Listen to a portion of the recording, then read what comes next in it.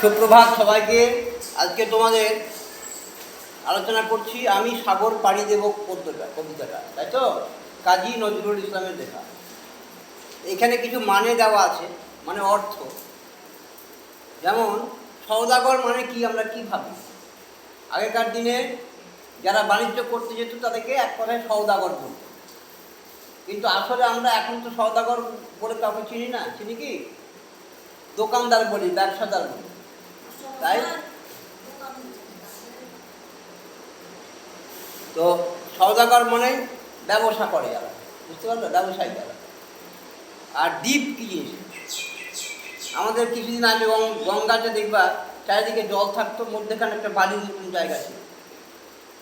সেরকম দ্বীপ হচ্ছে চারিপাশে জল থাকবে, দিয়ে ঘেরা একটা জমি বা ফাঁকা জায়গা, চারিদিকে জল, মধ্যেখানটায় চর যাকে বলি আমরা।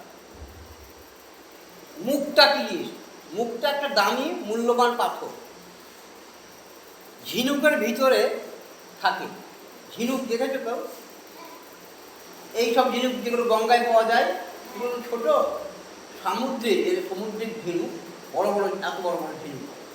হ্যাঁ, সেই ঝিনুকগুলোর ভিতরে একটা পাথর জমে যায়। পাথর পেটে যেমন পাথর হয়, এরকম ঝিনুকের পেটেও পাথর হয়।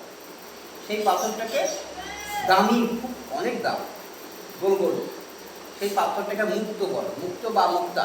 মুক্তার মালা পরতো আগেকার রাজা, এখনকার মানুষ তো করতে পারবে না, যদিও আছে বহু কোটি কোটি মালিক আছে যারা ভারতবর্ষে, তারা হয়তো পড়ে, কিন্তু প্রচুর দাম। ছোটো ছোটো পুঁথির মতন দেখতে, ওটা মুক্তা বলে। সপ্ত সাগর মানে 7টা সমুদ্র আছে আমাদের পৃথিবীতে, 7টা সমুদ্র আছে, সেটাকে একসঙ্গে বলে সপ্ত সাগর। আর সিন্ধু মানে তো জানো সমুদ্র, সিন্ধু মানেই সমুদ্র। আর মানিক হচ্ছে একটা লাল রঙের পাথর, খুব দামি, এটাও খুব দামি। সেই মানিক একটা পাথর, একটা দামি পাথর, লাল রঙের, মনে রাখবে? এই মানেগুলো লিখে নাও তোমরা।